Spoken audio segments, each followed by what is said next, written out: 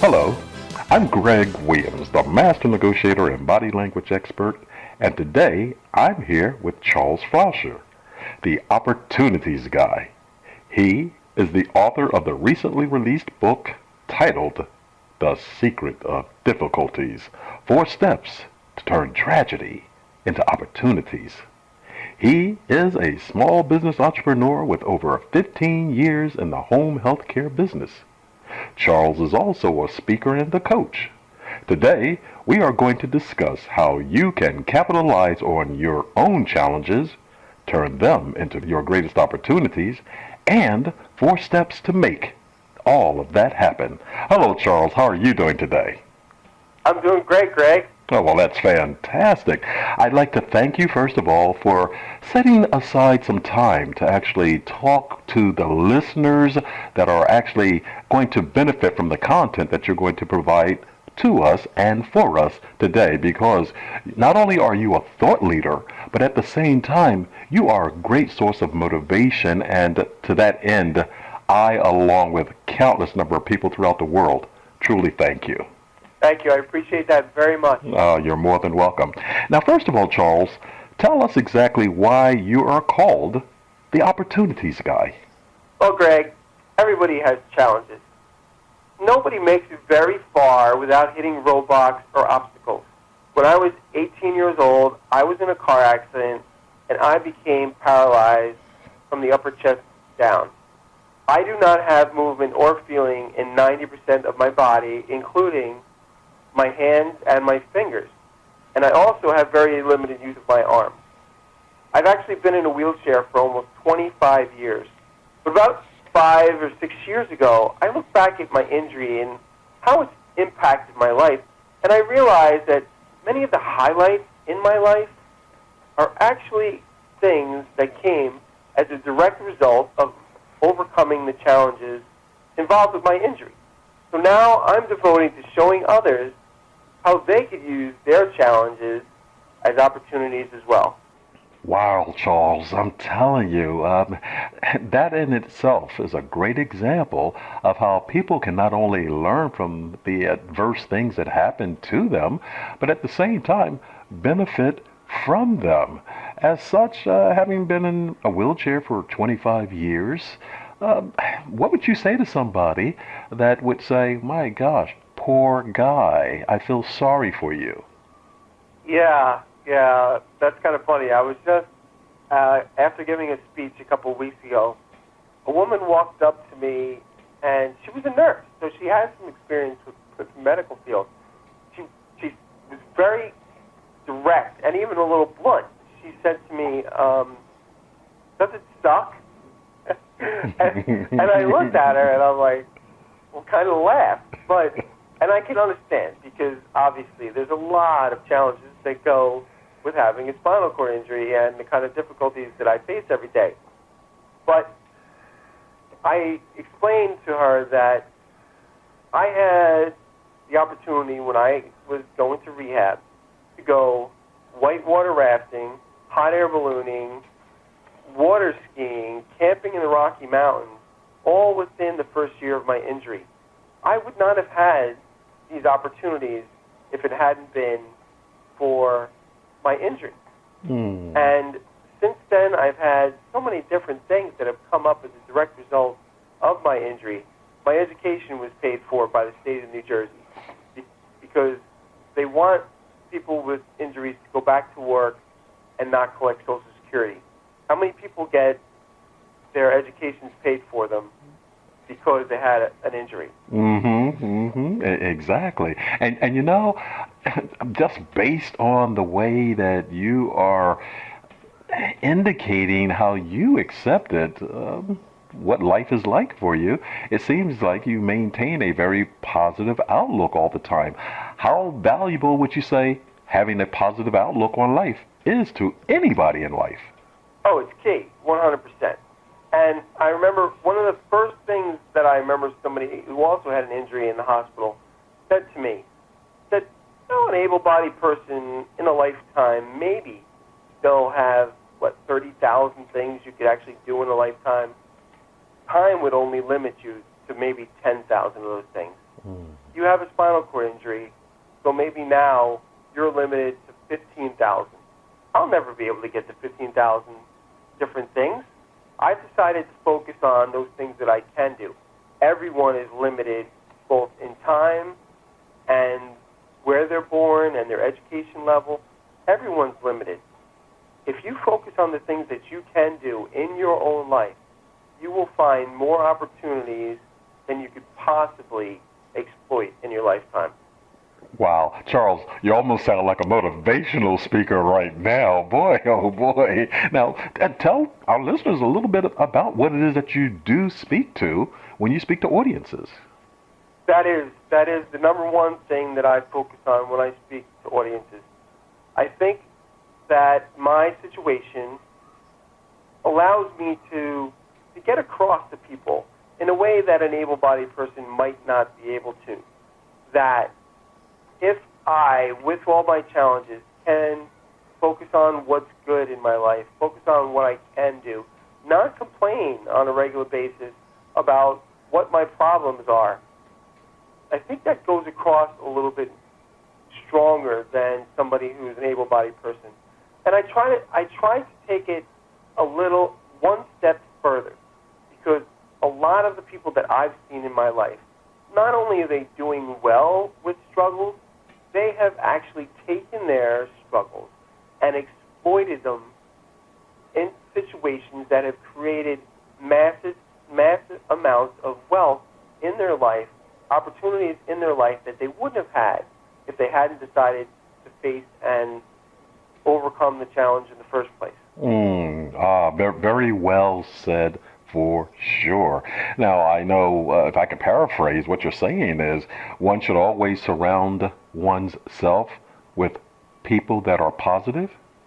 Definitely, it's a bonus. It's definitely a bonus to be around people who are going to support you and not constantly be giving you negative feedback and telling you, oh, you can't do that, and your challenges are too great, and what makes you think you can do that when so many other people have tried? You need to definitely put yourself in a situation where you're going to be getting positive feedback and support. So when you say, this is something I'm really struggling with in my life, I'm really finding it challenged, and I think I'm going to do X, Y, Z to overcome it, you're going to be around people that are saying, absolutely, give it a try, and if it doesn't work, try something else, or ask us for help. We'd be glad to pitch in and help. In essence, don't give up and don't use whatever condition you are in or experiencing as a reason to not attempt to do things, not to grow, not to prosper. And that's what you're alluding to. Absolutely. And I'm not sure if you're familiar with Viktor Frankl. Are you familiar with Viktor Frankl? Yes, I am. Okay. He is the living epitome of this whole thought process and scenario. Living through the Holocaust, living through a death camp and work camp and concentration camps, and coming out of that and saying what he learned was that everyone, regardless of the circumstances that you're placed in, even if you do not have control over your daily, everyday existence, you can still, in your mind, decide how you're going to live, even with that limited circumstances. And every single one of us has that ability, regardless of our limits, regardless if 90% of your body is paralyzed, regardless if you're living in a poor country where you don't have the same kind of opportunities that we have here in the United States, you still have the ability within your mind, your soul, to determine how you're going to react to every situation. I agree with you wholeheartedly.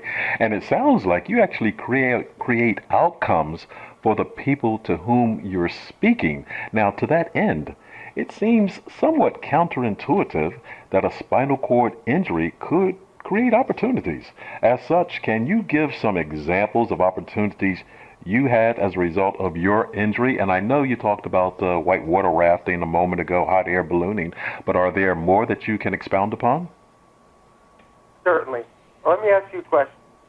Greg, how old were you the first time you were able to fly first class? Do you remember? Yes. When I was an adult, to be quite frank. Okay. So you were in your 20s, 30s?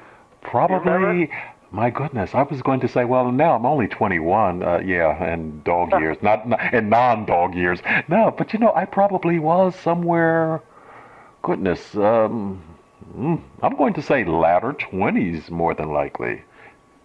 Okay. So, right after my injury, I had to go to rehab in another state where they had all these great opportunities for me. And I go into the plane, and the stewardess and the pilots look at each other, and my seat is way in the back. Mm. So they said, well, would you mind if we bumped you up to first class? Because now we won't have to carry you to the back of the plane. Mm. So I said, yeah, no problem with that. So I got bumped up. I was 18 years old flying first class without even having to pay. Oh, wow. So just kind of a great experience to have at that young age. But more importantly, the biggest two impacts that have had as direct most of my injuries. First, that after about 6 years having to have nurses come and take care of me every day, I need nursing care to help me to do all my daily living, through getting washed and dressed and getting in and out of bed, preparing my meals. That requires a home health nursing agency. So after I graduated from college, I got a little work experience, a little entrepreneurial experience, and in 1997, I started up my own nursing agency, which I have been able to run consistently from what I learned from other people taking care of me, and I've had that small business for over 15 years now. That's the big one. That has made an incredible difference in my quality of life as far as freedom, being an entrepreneur, I haven't worked for someone since I started that company back in 1987. I answer to myself. It gives me a lot of flexibility for traveling, so that's the number one thing. Mm. The second thing is my speaking and writing and my coaching, because my injury has actually given me the insight about using challenges. I'm able now to really get up in front of an audience, to write a book and share it, and say to people, to say to thousands of people potentially, that, hey, you have this within you. You can take your challenges and turn them into opportunities. And I do not think I would have had that experience level if it had not been for having my injury. Mm-hmm. Well, I go right back to what I said a moment ago. It seems like you always maintain a positive outlook on life, and as such, when bad things that could be perceived happen to people, they should look at it as something positive, because in so doing, they can gain something positive from it. Now, from your perspective, what is it that people should attend to when attempting to turn tragedies into opportunities? You need to start thinking about the solution, because it's already happened. There's nothing you can do. You can't go back and say, I'm going to walk again. You can't go back and say, I lost my job, but my boss is going to give it back to me. You can't say, even if you had a car accident and your car got trashed, you can't say, use your magic wand and do a genie thing and move your hair and the car is going to reappear. So why spend unnecessary time focusing on what you cannot change? If you cannot change it, you need to start thinking about what the solutions are. What can I do? How can I move on? And how can I learn? Because going through the process of learning how to deal with your own challenges gives you life experience. It gives you incredible assets to strengthen your own inner self, to strengthen your own skill level. And then you could teach that to other people. Then you become a leader. Then you become from a place where you can impact other people who have gone through similar things, who have gone through similar challenges. You could be a role model or a manager with experience if you take your challenges, learn from them, and then teach others. And this is really what the most successful people in the world do. It's not that they don't have problems. It's that they've learned life skills on how to manage their problems. And from the smallest company to the largest company to the most successful organization to the March of Dimes that came up with a cure for polio to working within your own family. Mm-hmm. You can address issues. You can impact whatever environment you're in. You know, I once again, I'm just marveling at the positive mindset that you possess because, in essence, as you're saying, one should not be reflecting upon the past because you cannot influence nor change it at all.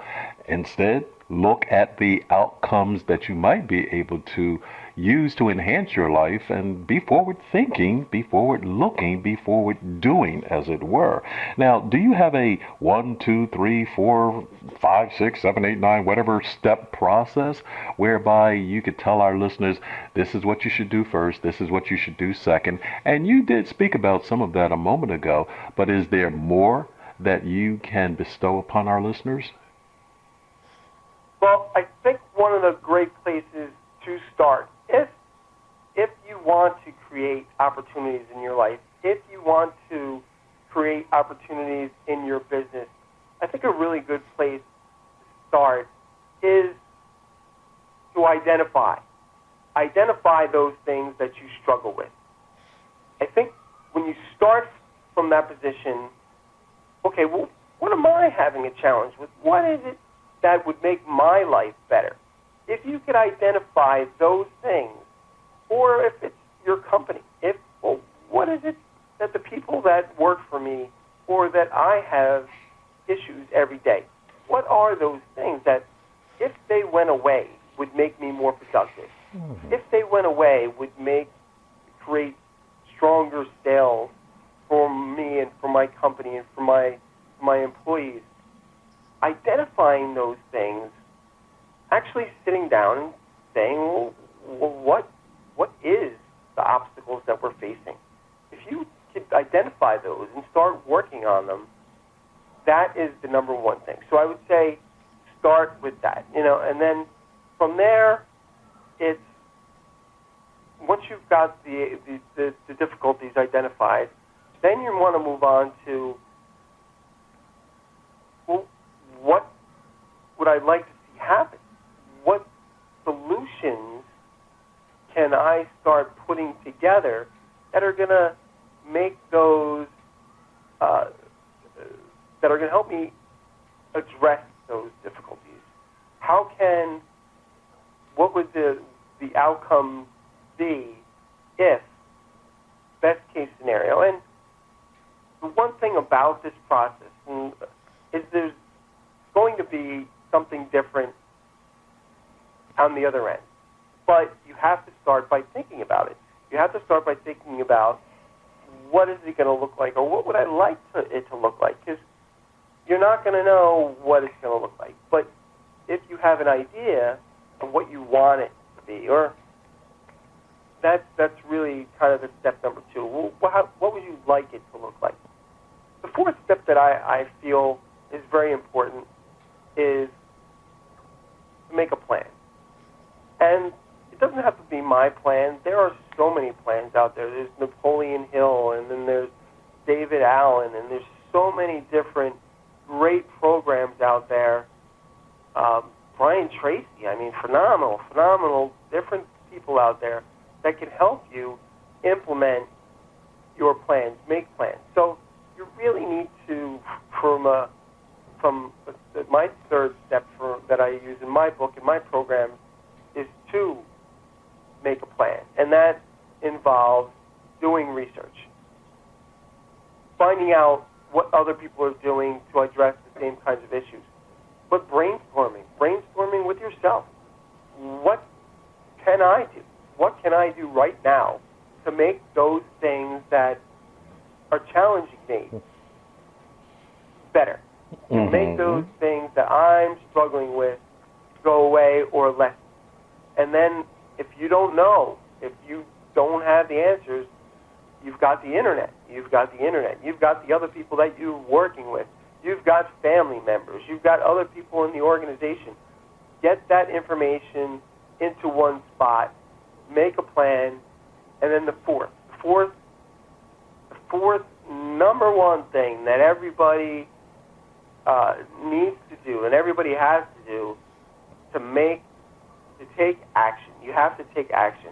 The fourth step, if you do not take action, you will not move anywhere. It's the great quote from Sun Tzu, is the journey of 1,000 miles begins with a single step. Exactly. You need to take the first step, and then you need to use your plan and take action as often as you can, hopefully consistently, many actions on a daily basis. Well, you know, boy, oh boy, this interview is really turning out to be one of great insight, because if you're an able-bodied individual, this content is content you can use in order to truly enhance your life.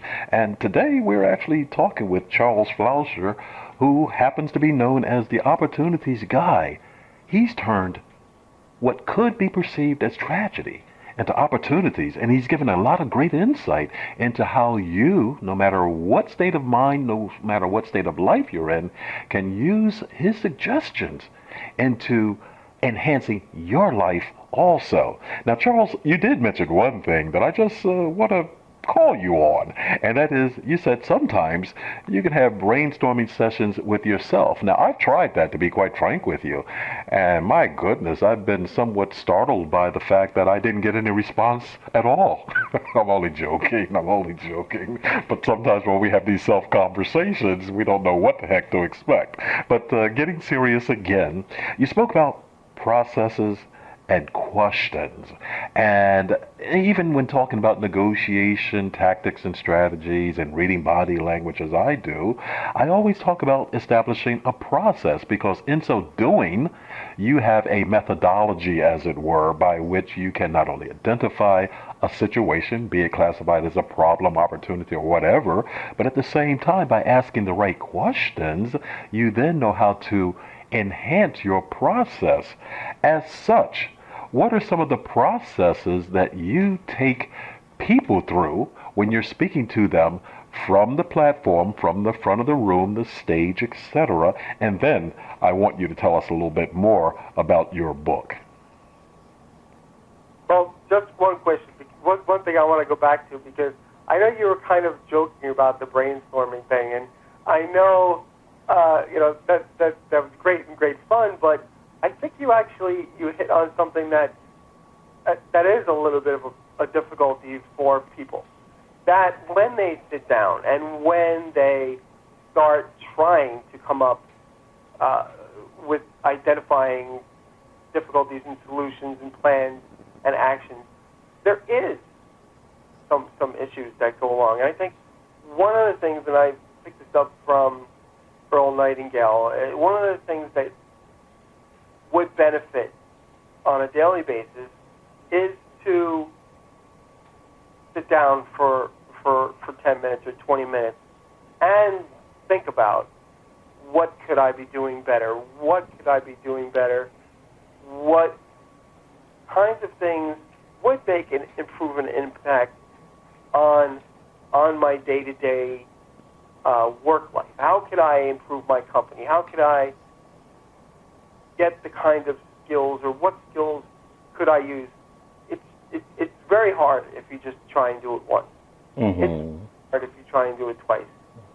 You become more skillful at it when you do it more often. And if you come up, just imagine, if you came up with one good idea a day, and you made a goal of coming up with 20 good ideas a day, and you came up with one, you would have more ideas than you would know what to do with. When I'm speaking, I try to use real-life, solid examples of individuals who have taken incredible challenges and turned them into opportunities. So I just recently released a book called The Secret of Difficulties, 4 Steps to Turn Tragedies into Opportunities. So I'd just like to give some examples of the process of what some of these individuals did to turn their difficulties into opportunities. So one of my favorite stories from the book is a story from Marilyn Hamilton. Now, Marilyn, 29 years old, very comfortable with her life. Her and her husband were school teachers. They're very active. They lived out in California. This is 1979. They love to play tennis and go skiing. One day, she stepped off a cliff and immediately recognized that she had not connected herself to her hang glider. Mm. She plunged over 50 feet, breaking her back and receiving a permanent spinal cord injury. Mm. Now, the problem that Marilyn faced outside of her injury was that wheelchairs at the time were 50 to 60 pounds. This is 1979. They were big, awkward, difficult to maneuver, and Marilyn was just not willing to accept that kind of lifestyle. So she started talking to some friends who were building hang gliders out of lightweight materials in their garage. This is a real garage startup we're talking about here. They were building hang gliders out of their garage, and she said, "Guys, I can't live like this. Can't we do something?" So the three of them started Motion Designs. They started to design, manufacture, and market lightweight maneuverable wheelchairs out of their garage.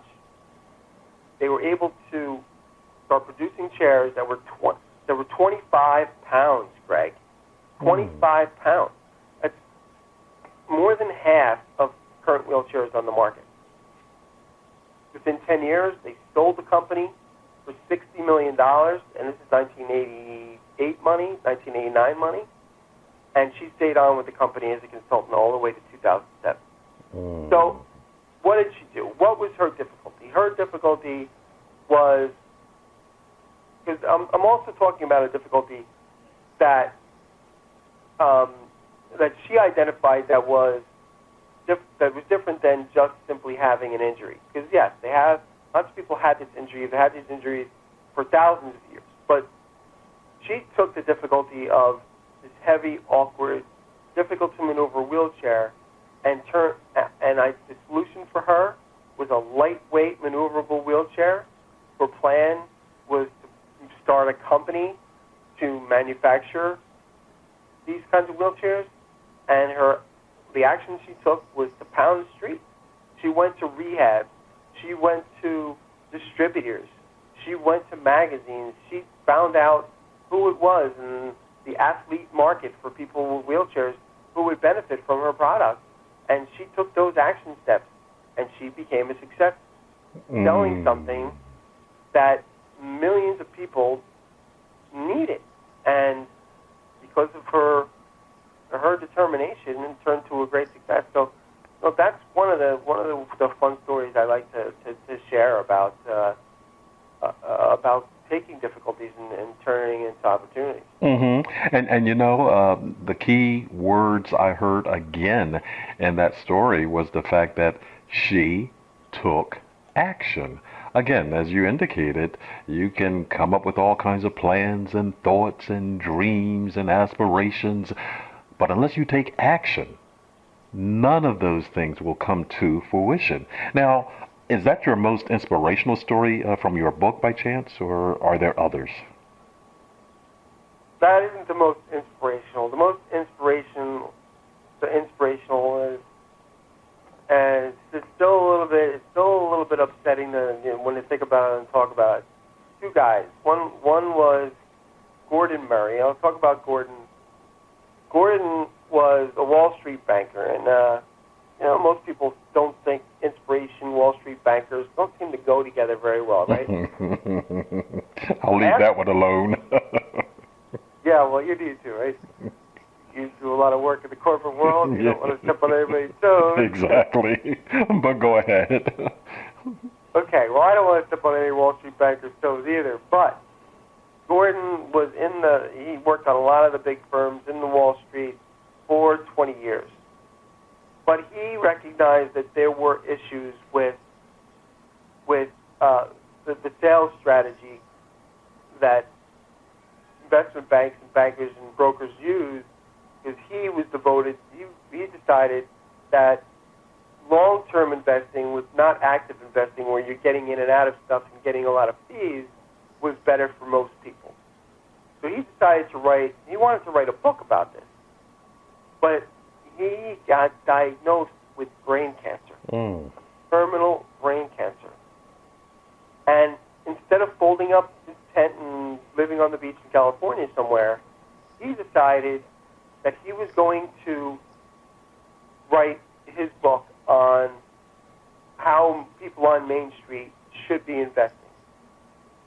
And the difficulty that he faced was, nobody really, it's very difficult to self-publish a book and get a lot of attention. Mm-hmm. The Wall Street Journal picked up that this guy was devoting his last 9 months of his life to writing a book, and on Main Street, how people could benefit from his ideas, and it took off. And he used that notoriety to gain attention to his book. And his book hit the New York Times bestseller 2 weeks after he died. Oh, wow, wow. So he took that notoriety and he ran with it to help Main Street investors. So the fact that this guy devoted his last 9 years of his life, 9 months of his life, to trying to benefit people, ordinary people, that was one of the most inspiring stories. But the number one, are you familiar with Randy Pausch? No, I'm not. Okay, the last lecture, you might be familiar from that end. Oh, Randy, yes. Okay. Go ahead. Okay, so Randy, for those of you who aren't familiar, Randy Pausch was also someone who was diagnosed with cancer. And he decided to talk about living your childhood dreams. And it was actually his motivation that he talks about wasn't necessarily to motivate the people in the audience, although it turned into that. And that was always part of his plan. But the biggest plan was he had this huge difficulty, Greg, this incredible difficulty, is that he had 3 young children, and he wanted to leave a legacy for his children. He wanted his children to know what he was about, what his life was about. How is he going to do that when he was going to die when his oldest child was 5? So he created this last lecture so that he can impart as much as what his beliefs were about living your childhood dreams to his kids. So those are the most inspirational stories that I picked up and wrote about in my book, The Secret of Difficulties. And you spoke about legacy, and I truly believe it is within all of us, no matter what our stations in life happens to be, to leave something for those that will follow us, because we're all placed on earth in order to improve the environment in which we travel throughout our lives. And if you leave something for those that are to follow you and they do the exact same thing, the world continuously just gets better. So, like you said, always be looking for opportunities to leave something for those that will come behind you. Now, let me just touch on something else also for a moment, Charles. And you talked about two situations that occurred that you've written about in your book. Are all of the stories about individuals who overcame injuries in your book? No, not injuries or even, as we just talked about, ailments or diseases. Actually, one of the funnest stories in the book is a fellow named Alex Carroll, who you may or may not have some experience with. Is Alex he the Carroll. ticket guy? What's that? Is he the ticket guy? The traffic ticket guy? Okay, okay. I love this story because I had heard it several times, and I listened to Alex more than once. So Alex was a typical college kid who was trying to get through college by having a side job, and he was working as a delivery guy. And he explained that, hey, in order to be a successful delivery guy, you have to speed. Because a lot of times you've got to get it there on time, or you're going to get fired. So over the course of 2 years, Alex got himself 10 speeding tickets. And he realized early on when he first got his first couple that if he got the ticket that his insurance would go up and he might even lose his license. So he decided to talk to some friends who were police officers and ask them for some tips on how he could go to court and beat the ticket. To his surprise, Alex was able to beat 80% of his tickets based on the tools he had learned. So Alex noticed something very important in the court, that the difficulty that he had getting speeding tickets was something that was very common. There's a lot of people in court that are getting tickets, but he was the only one who was beating them. So he decided to take that difficulty of getting a speeding ticket and actually beat it and turning it into a really cool handbook on how to beat the cops. Mm-hmm. And this turned into a really successful little book that he had. But another difficulty he had that a lot of self-publishing authors have, is how to sell your book. He figured out over the years that he could sell books, a lot of books, by booking radio interviews, and he sold over 250,000 books exclusively on the radio. So now Alex took that difficulty of selling books for self-published authors, and he teaches people how to sell their books through the radio. So I love that story. It's a fun, cool little story, not too serious, but identifying two difficulties and turning it into a blockbuster career. Who he speaks all over the country and makes good money, and it's a fun story, and that was one of the more fun ones that I like. And you know, I would agree with you, because the common theme here is when you have adversity actually address you, attack you, look at it and learn from it. Now tell our listeners, Charles, about some of the services that you actually offer. Okay, well, I'm very proud that I have been able to help people throughout the years. Through my own experience of overcoming challenges and turning them into opportunities in my own life, I have a coaching and mentoring program where I will work with groups or on an individual basis. And if you may or may not be able to pick up this information, because I know everybody avoids pain and seeks pleasure. So the whole idea of looking at your difficulties and identifying your difficulties may not be something that comes natural. So I understand that. So based on my experience and what I've learned, I'm looking forward to helping your audience get through that process, to identify difficulties, to make plans, to have solutions and take action, I have a 6-week group course and an individual study program. I also have a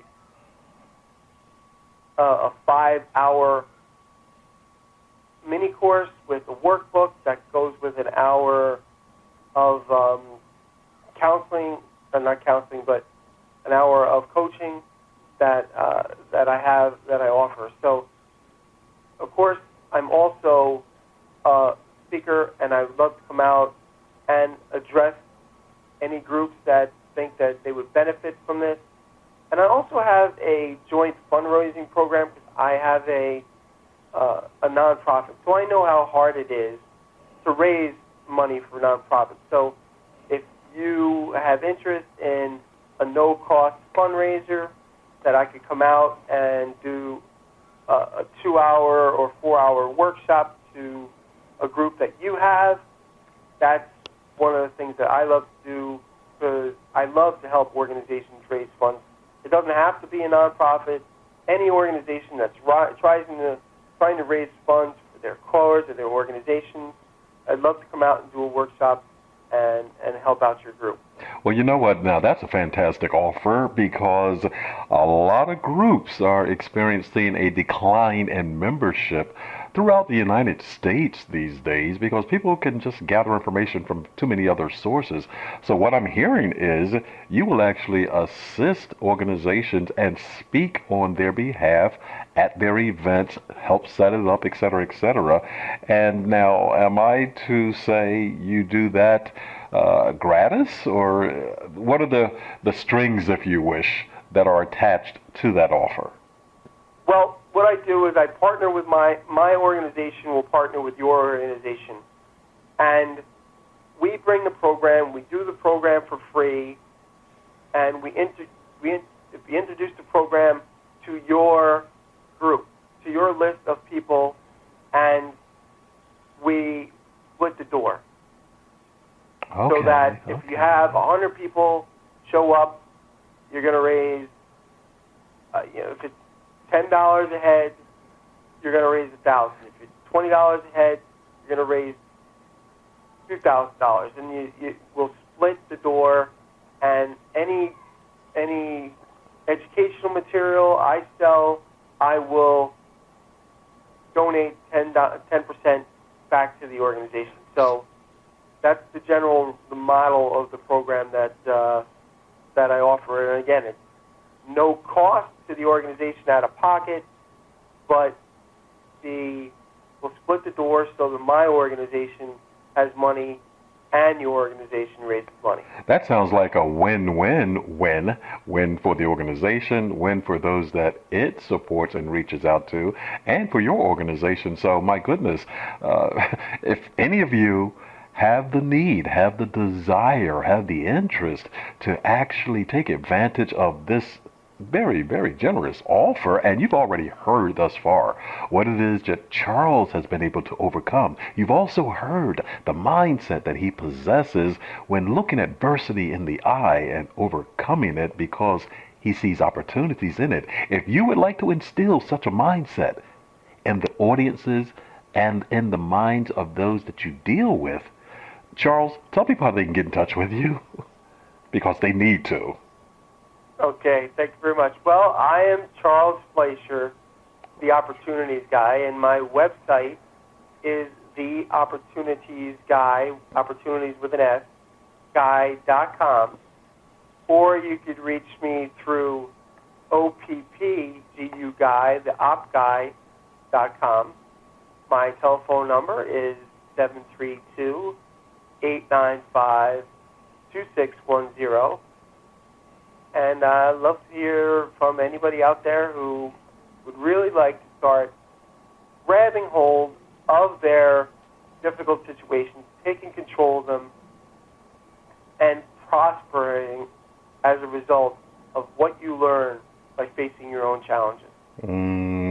Well, now, Charles, repeat that contact information one more time, because I know some people will more than likely trying to scramble to get a writing instrument and capture that. So just repeat it one more time, please.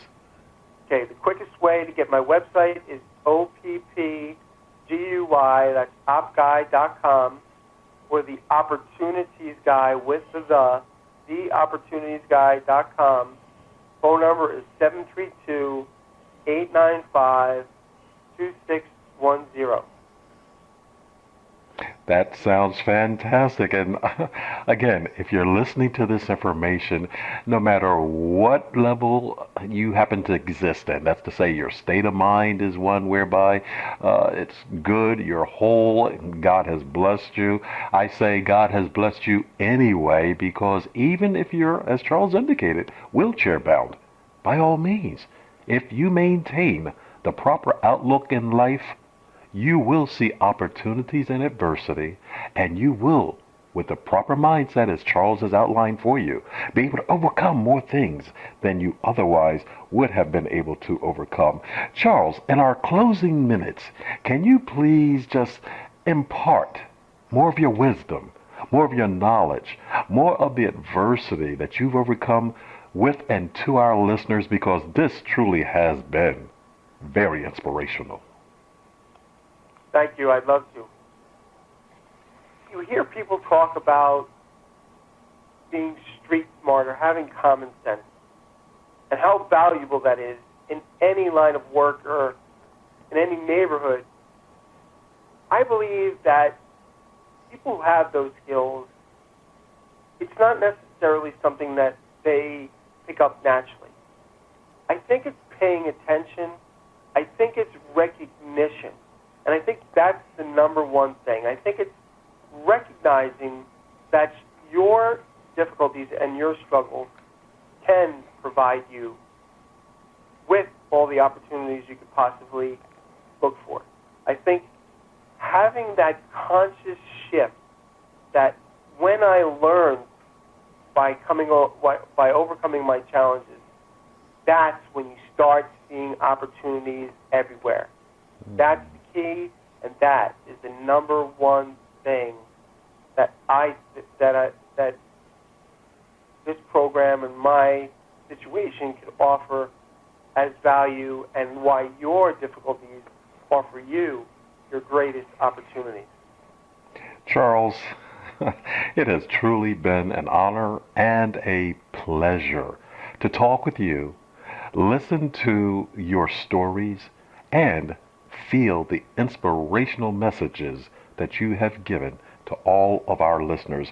I truly like to say thank you very, very much for taking the time to share with us that which you have overcome and the manner in which you've done so. Thank you very much, Charles.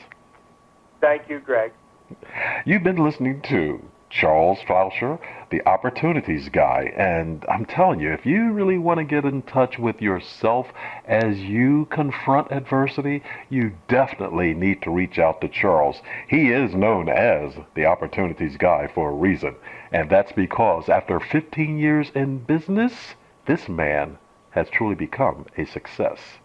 This is Greg Williams, the master negotiator and body language expert, saying, remember, you're always negotiating, and if you want the proper mindset in which to do anything that you are challenged with in life, just make sure that you reach out to Charles. Thank you for listening. Looking forward to the next time when you have an opportunity to take your life to a higher level. Goodbye for now. Goodbye, Charles. Bye-bye, Greg.